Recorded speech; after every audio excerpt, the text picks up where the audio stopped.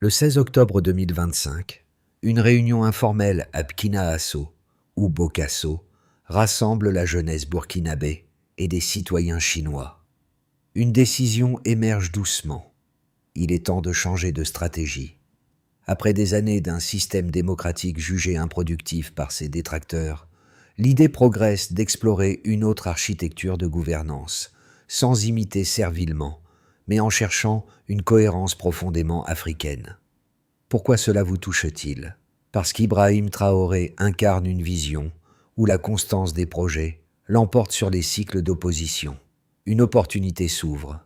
Écouter, comparer, puis établir un cadre durable. Ce débat, lancé à Burkina Faso, n'est pas anodin. Il façonne l'avenir d'un pays en quête d'un modèle politique stable. L'enjeu est limpide.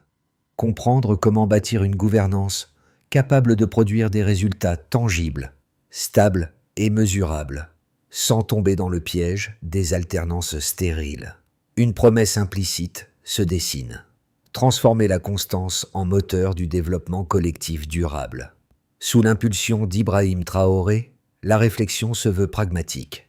Écouter, apprendre et concevoir un système enraciné dans les réalités africaines, loin des recettes importées.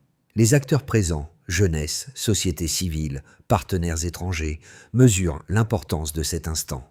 Redéfinir les règles du jeu pour éviter que chaque alternance n'efface les efforts sans précédents.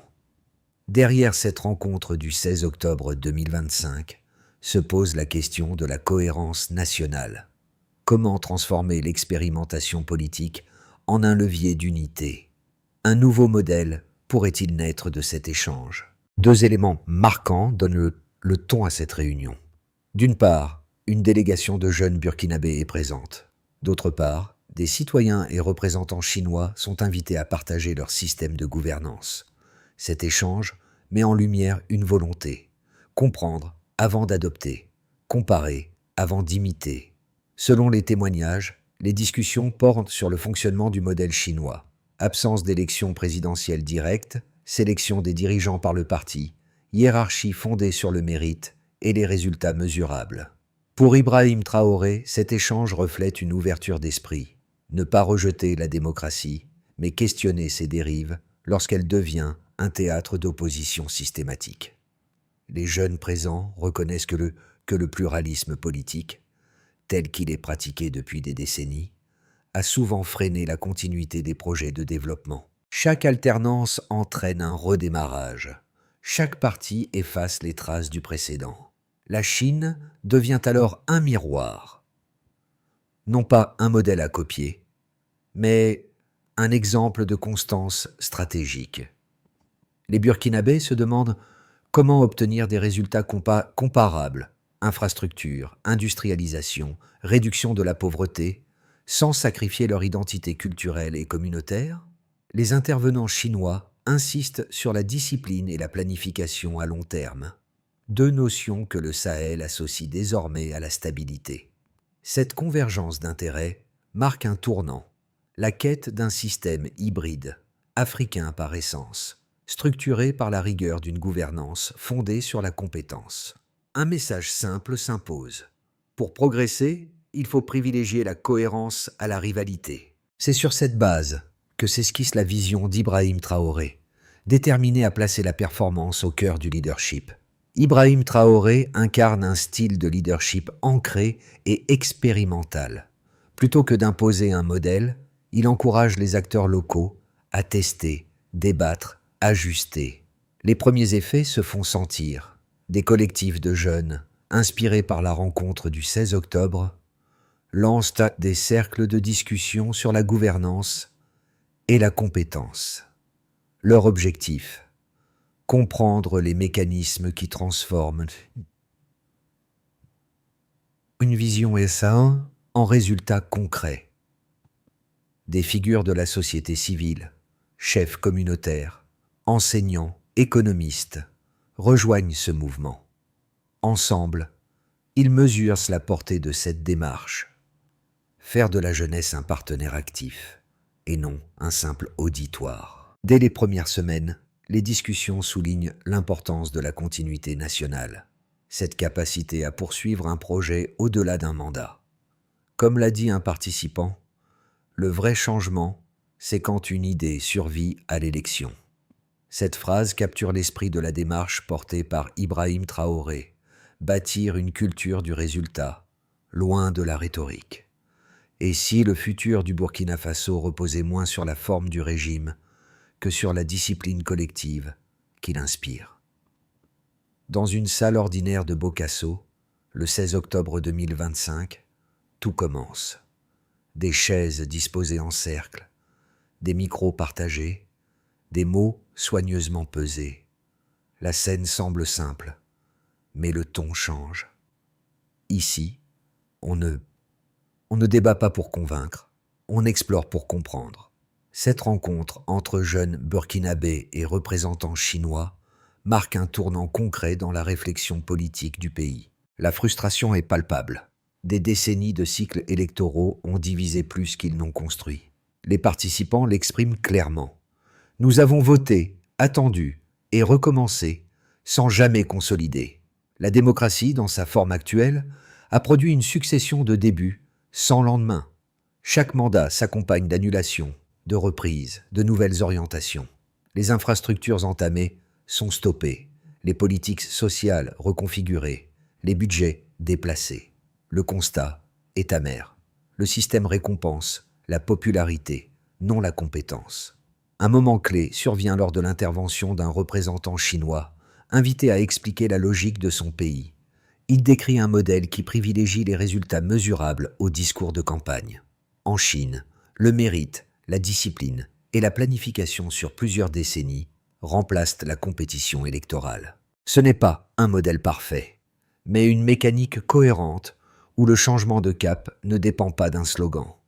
Dans la salle, plusieurs jeunes prennent ses notes, intrigués par la notion de « élite de service » plutôt que d'élite de pouvoir. Ibrahim Traoré, présent en filigrane, voit dans cet exemple une base de réflexion. Adapté, non adopté. Après la rencontre, des groupes de travail se forment. On y débat de principes. Comment sélectionner des leaders compétents sans exclure la voix du peuple? Comment maintenir la transparence sans fragiliser la continuité? Des propositions émergent. Créer un conseil de compétences nationales chargé d'évaluer les cadres publics. Instaurer un contrat décennal de développement validé par la société civile avant toute alternance politique. L'idée d'un modèle africain de gouvernance, stable mais participatif, gagne du terrain. La dynamique ne se limite pas à Bokasso.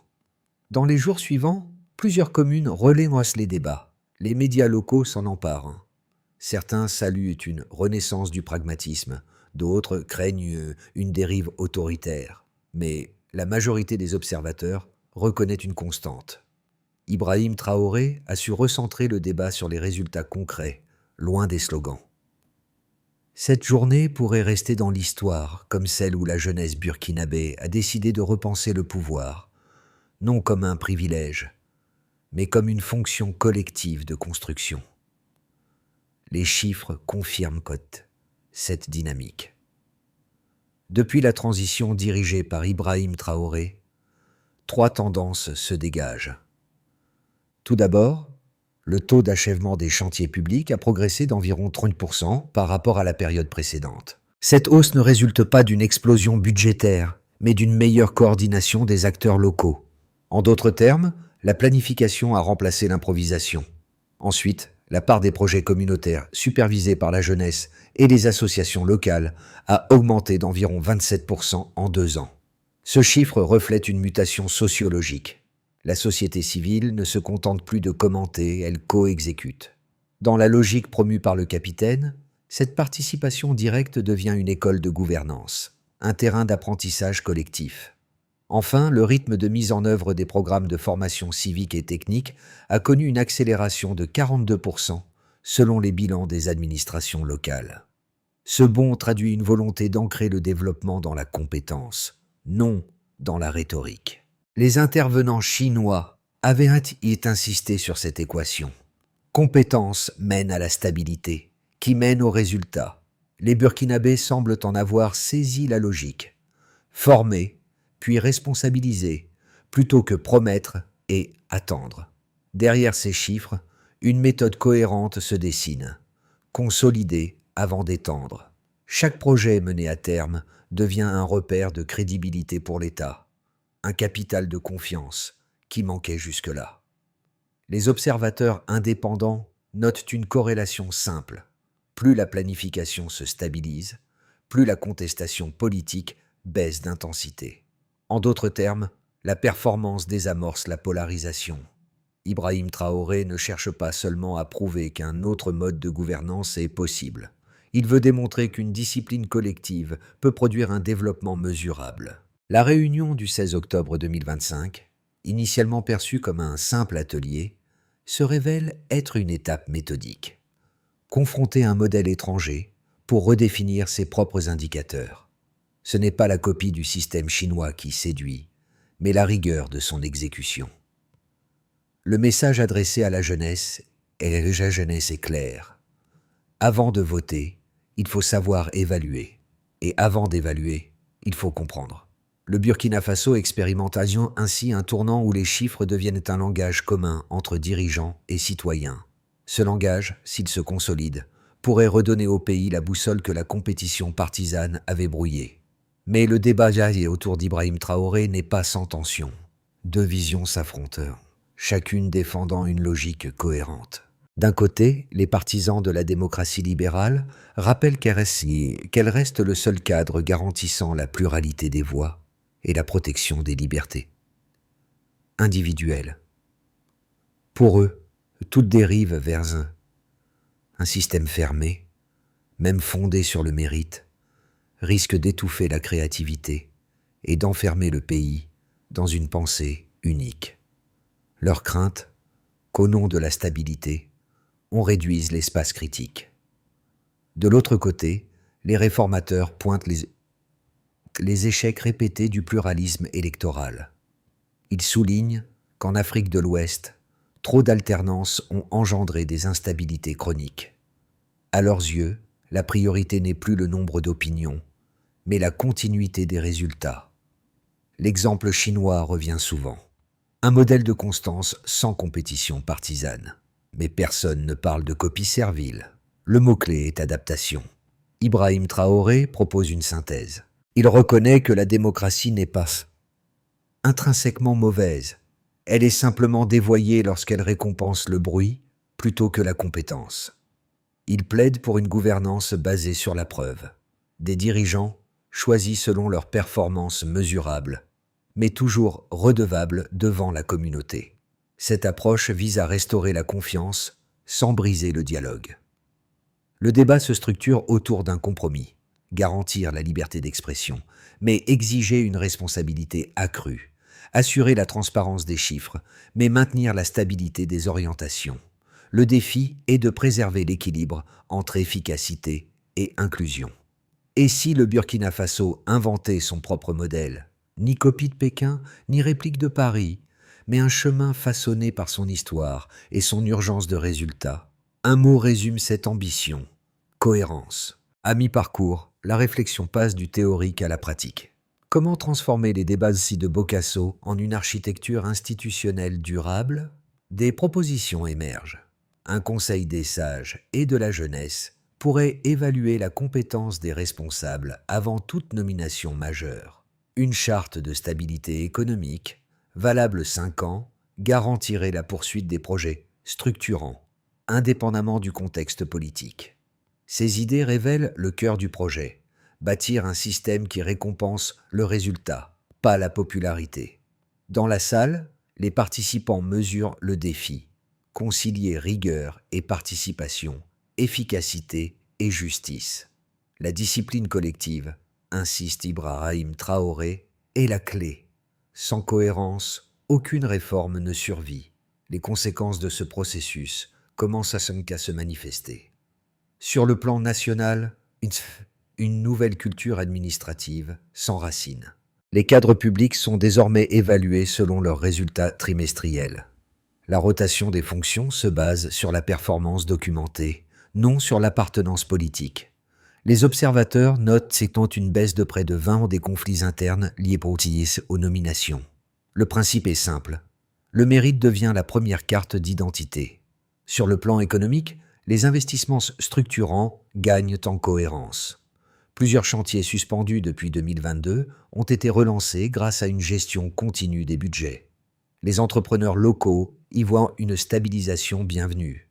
La planification budgétaire sur 5 ans offre une visibilité.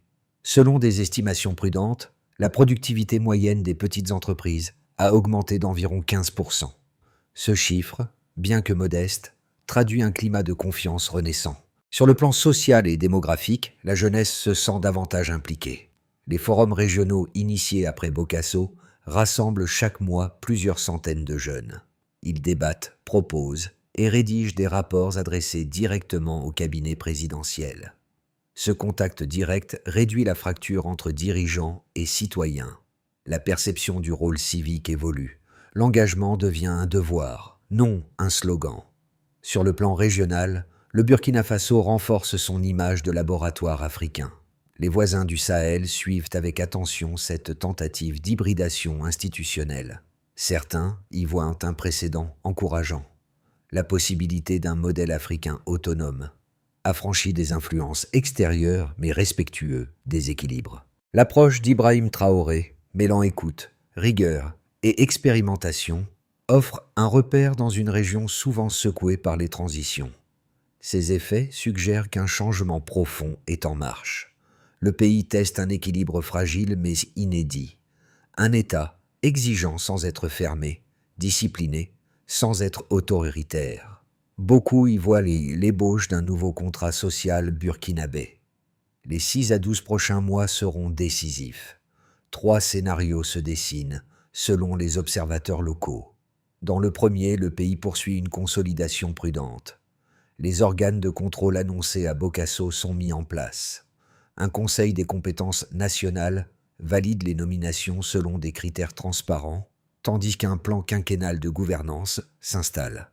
Les résultats progressent lentement, mais la stabilité politique s'enracine. L'économie reste modérée, mais prévisible. C'est la voie du pragmatisme. Bâtir, pierre par pierre. Dans le deuxième scénario, plus optimiste, le modèle burkinabé inspire ses voisins du Sahel. Les instances régionales saluent une approche qui marie rigueur administrative et participation communautaire.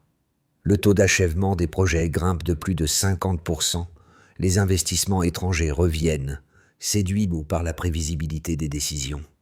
Les jeunes cadres formés dans le sillage d'Ibrahim Traoré accèdent à des postes de responsabilité, donnant au pays une nouvelle image, celle d'une Afrique qui expérimente, innove et s'approprie ses choix. Mais un troisième scénario, plus critique, appelle à la vigilance. Si le contrôle du mérite devient un instrument de favoritisme, le système pourrait se refermer sur lui-même. Les élites administratives, au lieu d'incarner la compétence, risqueraient de verrouiller l'accès au pouvoir. Ce serait le retour d'un club fermé, contraire à l'esprit initial. La leçon chinoise rappelle ce danger. Tout modèle, mal appliqué, produit l'effet inverse. Ces scénarios dépendent de la capacité du pays à maintenir l'équilibre entre discipline et inclusion. Une question demeure. Ibrahim Traoré parviendra-t-il à transformer cette expérience en matrice durable pour tout le continent? Au-delà des institutions, l'enjeu touche directement le citoyen burkinabé. Sous la direction d'Ibrahim Traoré, le débat sur la gouvernance devient un dialogue collectif. Dans les quartiers, la compétence est désormais vue comme une valeur morale. Les enseignants citent la réforme comme exemple d'engagement civique. Les commerçants y voient une promesse de stabilité économique. Les jeunes se sentent enfin écoutés. Cette mutation symbolique compte autant que les réformes elles-mêmes. Une société ne se transforme pas seulement par les décrets, mais par la perception qu'elle a d'elle-même. L'idée qu'un projet puisse survivre à un mandat politique résonne comme un espoir. Comme le répète Ibrahim Traoré, ce que nous bâtissons doit durer plus longtemps que nous.